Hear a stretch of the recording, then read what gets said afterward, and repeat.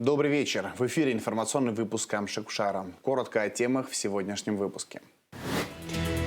Этот год должен стать прорывным в вопросе повышения социальных выплат. Премьер-министр Владимир Дылба на заседании Кабмина прокомментировал ситуацию с мерами социальной поддержки и индексации выплат пособий. Линейному управлению внутренних дел на транспорте МВД передан современный патрульный катер, что позволит эффективно выполнять задачи в любое время суток. Самый большой айсберг в истории человеческого А-23А раскололся на мелкие куски. Как процесс таяния ледников может отразиться на климате Абхазии, актуальный репортаж программы. С мая текущего года установлены новые размеры доплат к пенсиям, а также увеличены размеры единовременных пособий, выплачиваемых за счет средств бюджета Фонда соцстрахования и охраны труда. На заседании Кабинета министров было рассмотрено порядка 10 вопросов, в том числе принято решение о создании республиканского кризисного центра. Гугут Савардани расскажет подробности. Решением Кабмина оператором закрытых баз данных назначена Минобороны страны. Регистр объединит сведения о ветеранах войны 1992-1993 годов, тружениках тыла и участников боевых действий на территории республики. Информация является конфиденциальной. Доступ к ней имеют только сами ветераны, их семьи, суды и органы соцзащиты. Срок предоставления данных по запросу составит до 3 рабочих дней. Хочу проинформировать вас о том, что Министерство обороны уже разработало соответствующее программное обеспечение. На базе архива уже ведется работа по заполнению регистра ветеранов Отечественной войны и ветеранов тыла. Правительство утвердило новые правила разработки и оценки госпрограмм. Теперь все ведомственные проекты четко делятся по срокам на краткосрочные до 3 лет, среднесрочные до 6 лет и долгосрочные свыше 6 лет. Главное новшество – обязательная регистрация всех программ в едином госреестре. Это обеспечит прозрачность и позволит государству эффективнее контролировать использование бюджетных средств. Речь идет о том, что при расходовании средств республиканского бюджета и средств из иных источников центральные органы государственного управления должны обосновывать целесообразность расходования средств на те или иные цели и впоследствии подтверждать и эффективность расходования этих средств и показывать и доказывать результаты реализации данных программ. Далее правительство утвердило пакет мер соцзащиты для родственников войны, пропавших без вести в 1992-1993 годах. С 1 июля 2026 года они начнут получать пенсии, а также право на бесплатную медпомощь и санаторное лечение. Реестр получателей будет формировать Минсоцобеспечение и обновлять ежегодно совместно с движением матери Абхазии. При этом необходимые бюджетные ассигнования уже согласованы с Пенсионным фондом. В сфере здравоохранения Министерству здравоохранения предписывается обеспечить приоритетное включение данной категории граждан в целевые программы медицинской помощи, в том числе и за пределами Республики Абхазия. С 2027 года устанавливается регламент ежегодного санитарно-курортного лечения при полном покрытии расходов за счет средств Фонда социального страхования. Кабмин учредил Республиканский кризисный центр под эгидой Минсоцобеспечения. Новое учреждение будет оказывать экстренную психологическую, юридическую и социальную помощь. Главная задача центра – обеспечить безопасное проживание детям, попавшим в трудные жизненные условия или оставшимся без попечения родителей. Практика функционирования существующих на сегодняшний день негосударственных учреждений данного профиля наглядно подтвердила острую необходимость создания именно государственного учреждения. Это позволит обеспечить стабильное содержание детей и системную реабилитацию на государственном уровне. Сейчас же государство уделяет внимание этому, безусловно. По сути, да, на сегодняшний день негосударственное учреждение, кризисный центр, который существует, по сути, существует за счет средств государственного бюджета. Заявки принимаются, и мы регулярно оплачиваем. Соответственно, мы ежемесячно выделяем средства на содержание кризисного центра. Мы уже с вами об этом говорили и неоднократно. Там надо закрепить полномочия органа, в данном случае Министерства соцобеспечения, через соответствующую нормативную базу, чтобы было понятно, как туда попадают дети, по каким критериям, что там происходит, как должна двигаться поэтапно система, вот куда по достижению определенного возраста дети должны переходить, кто их должен взять под опеку. С 1 мая в республике на 1000 рублей вырастут доплаты к пенсиям. Нововведение затронет граждан Абхазии, которые не получают пенсионные выплаты других стран. Теперь пенсионеры по возрасту будут получать 6000 рублей. Получающие пенсию за выслугу лет 5700. Имеющие почетное звание народный, заслуженный и работники шахт 6500 рублей. Инвалиды труда первой группы 5900 рублей. Второй группы 5800 рублей. Третьей 5650 рублей. Лица, получающие пенсию по случаю потери кормильца 6000 рублей.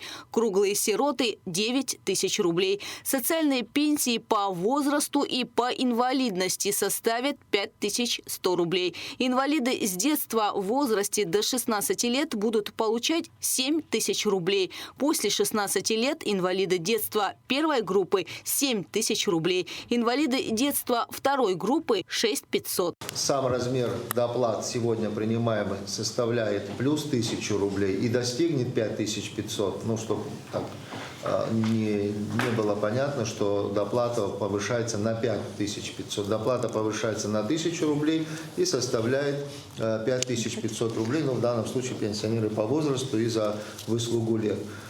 Расходы на обеспечение вот этой доплаты целиком коснутся у нас более 16 тысяч граждан Республики Абхазия, а финансово это обойдется в порядка 200 миллионов рублей. Такая возможность появилась в бюджете пенсионного фонда благодаря накоплениям бюджета фонда, и было сделано предложение о том, что не оставлять эти средства на счетах и мгновенно их использовать на меры поддержки в целях пенсионного обеспечения наших граждан. Ежегодно мы с вами повышаем эти выплаты, и в этом году я хочу сказать, привести такие цифры, пример. На доплату было запланировано 857 миллионов, и плюс то, что мы с мая месяца начинаем выплаты, это дополнительная еще потребность около 137 миллионов рублей. В общем, получается 994 миллиона рублей именно только на доплату. Вот такие серьезные цифры. Мы еще недавно вам предоставляли вопросы по военным категориям, семьям погибшим. Около 904 миллионов рублей ежегодно мы пока планируем. Это и в дальнейшем будем по мере возможности фонда увеличивать. И тут категории, которые вы только что озвучили, они и круглые сироты будут получать около 9 тысяч рублей, и инвалиды детства до 16 лет и первой группы 7 тысяч рублей составят. Это очень серьезные цифры для нашего фонда. Если смотреть за последние считая это 3 года, дополнительная потребность фонда более 800 миллионов рублей составляет только потребность только по этим доплатам.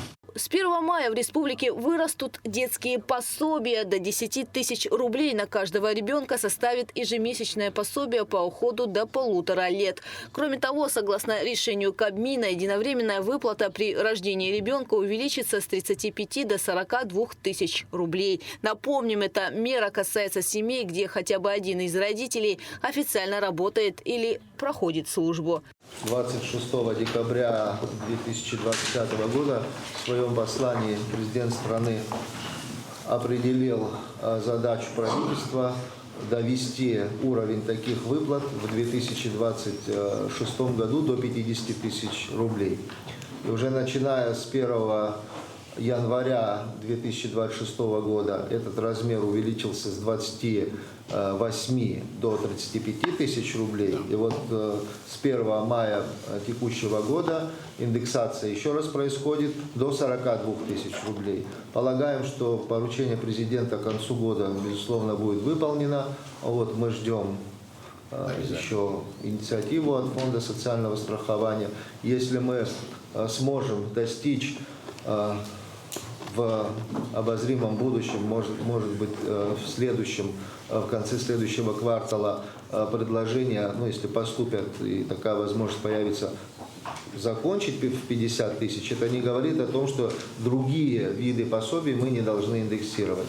Также одновременно, как вот сейчас по уходу за ребенком и другие выплаты, тоже нужно внимательно смотреть, потому что это очень важно. Текущий год вот должен быть очень прорывным. Далее Кабмин Абхазии уточнил статус объектов госимущества. Здание железнодорожного вокзала в Новом Афоне официально закреплено в республиканской собственности Заруб Абхазская железная дорога.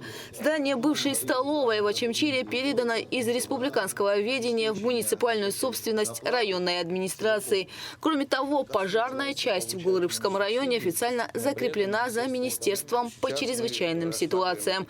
Гугут Савардани, Алексей Гухова, Абхазское телевидение.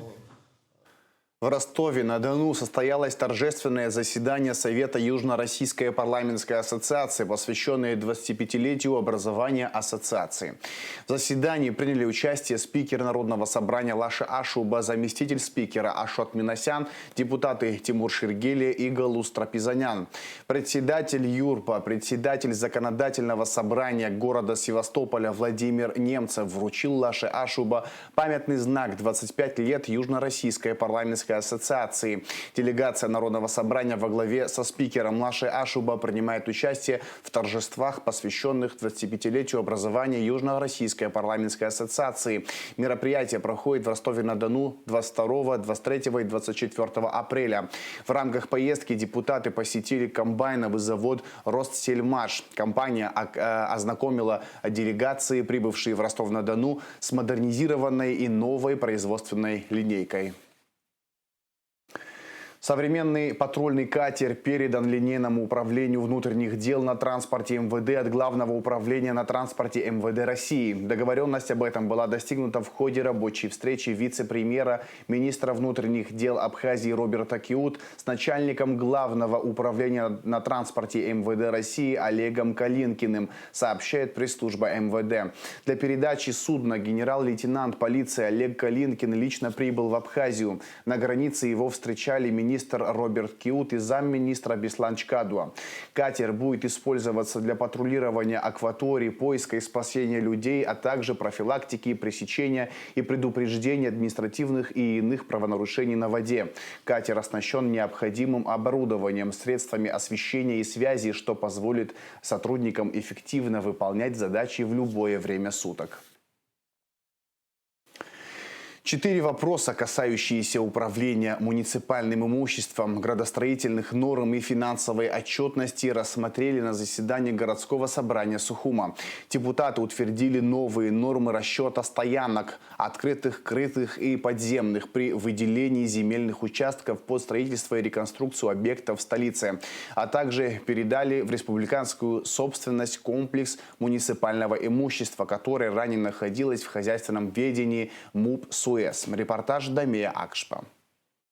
Одним из вопросов повестки дня Сухумского городского собрания стал вопрос о передаче имущества СУЭС в республиканскую собственность. С таким предложением выступил глава столичной администрации Тимур Агрба. Речь идет о значительном объеме инфраструктуры, за исключением 2 спортивных залов, которые решили оставить в муниципальной собственности, чтобы дети могли и дальше заниматься спортом.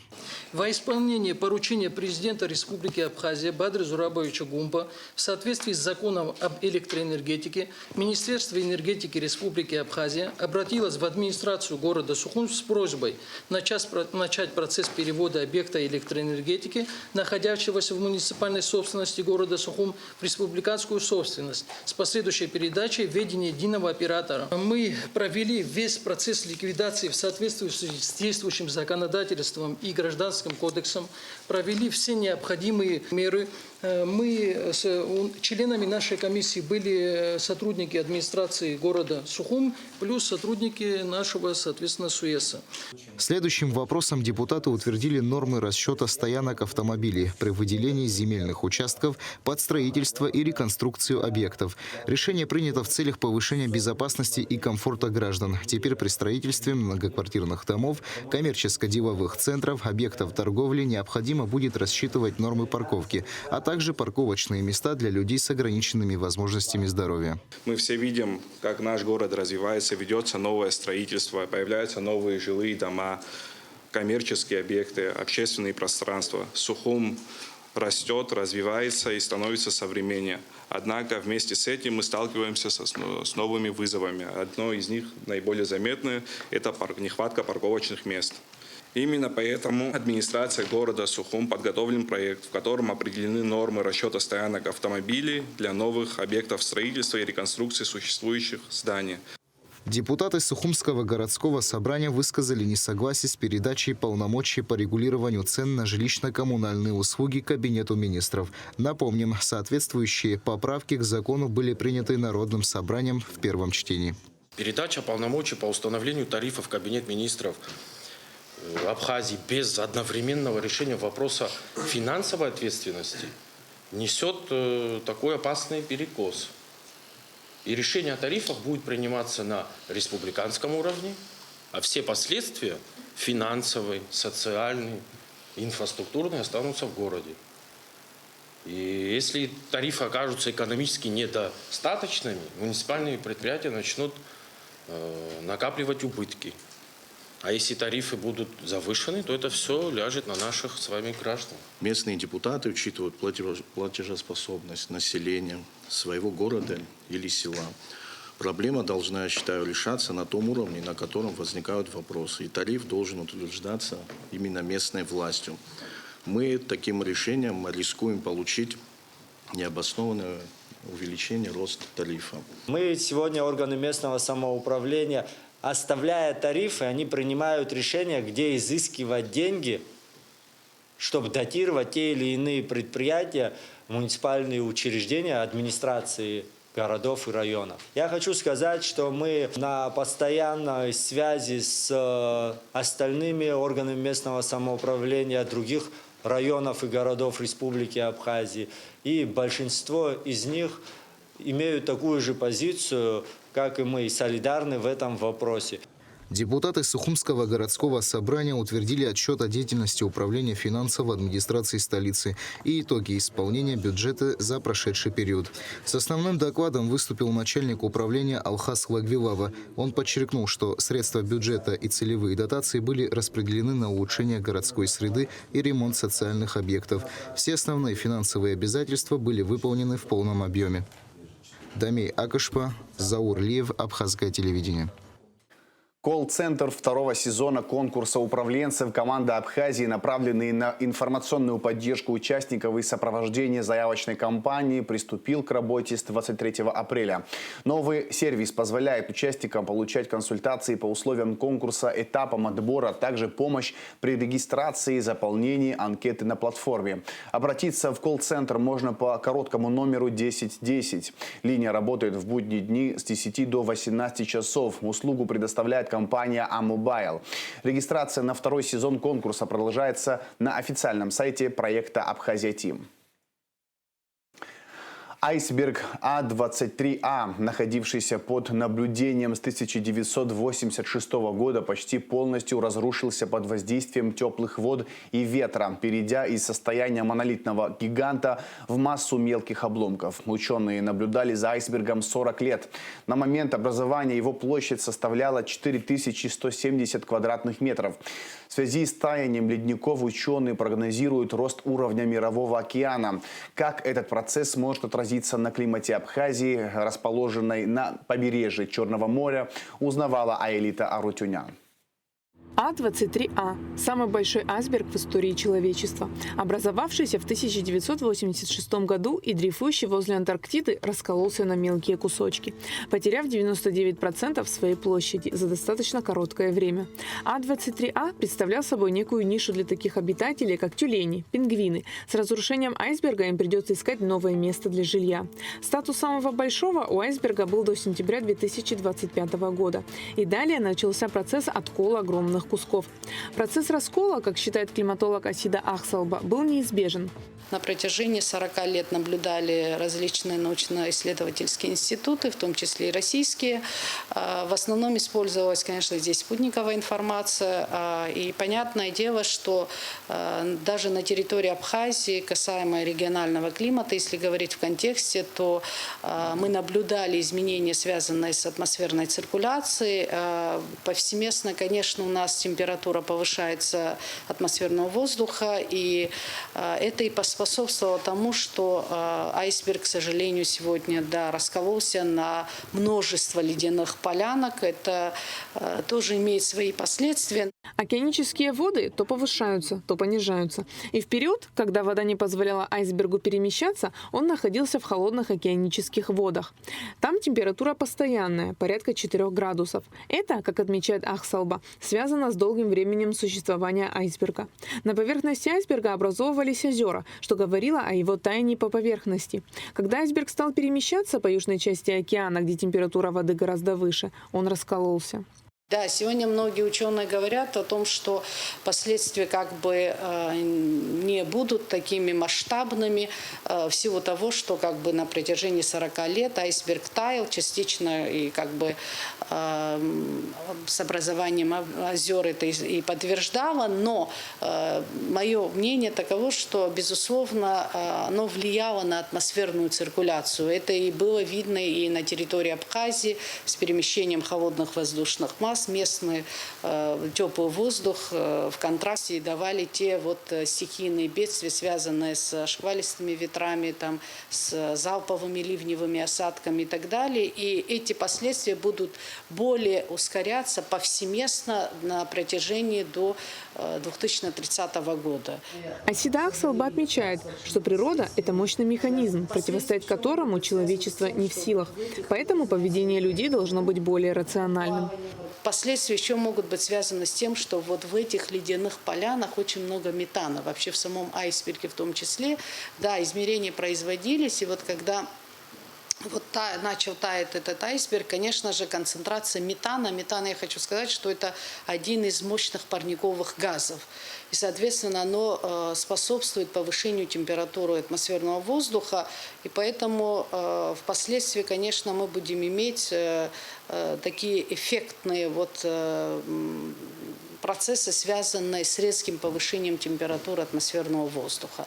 Это будет сказываться, конечно, на все те процессы и явления, которые происходят в природной среде. То есть будут учащаться еще больше ветра усиленного режима, имеется в виду усиление ветрового режима, тепло- и влагооборота, безусловно, будет тоже способствовать их изменению. Наблюдается непрерывный рост уровня океана. Черное море связано со Средиземным, а оно с Тихим океаном. Таким образом, в нашем море тоже наблюдаются глобальные изменения уровня. Приблизительно это 2,5–3 мм в год.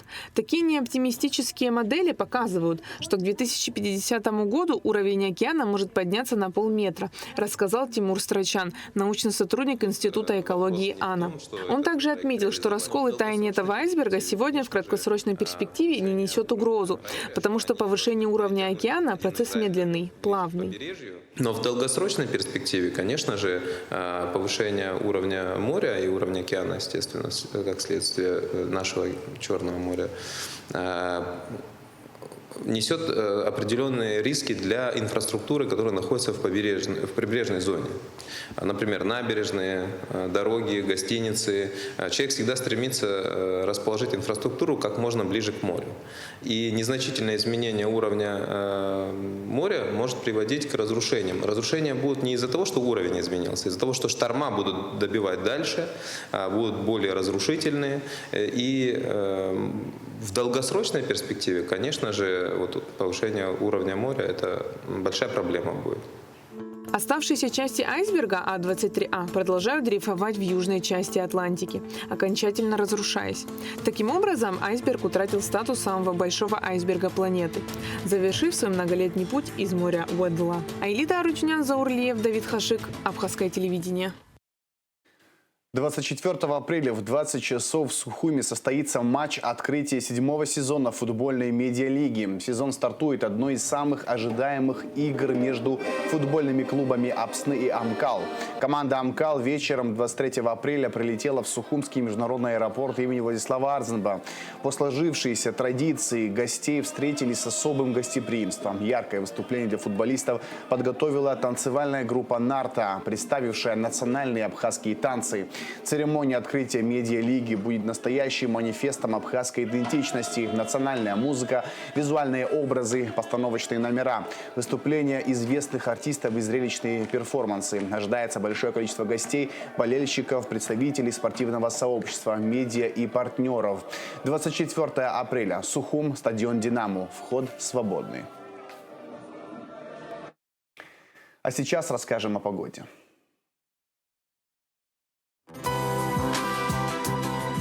В пятницу, 24 апреля, в Абхазии временами дождь, возможно гроза, местами град. Температура воздуха ночью 3-8, днем 8-13 градусов тепла. Температура морской воды плюс 12 градусов.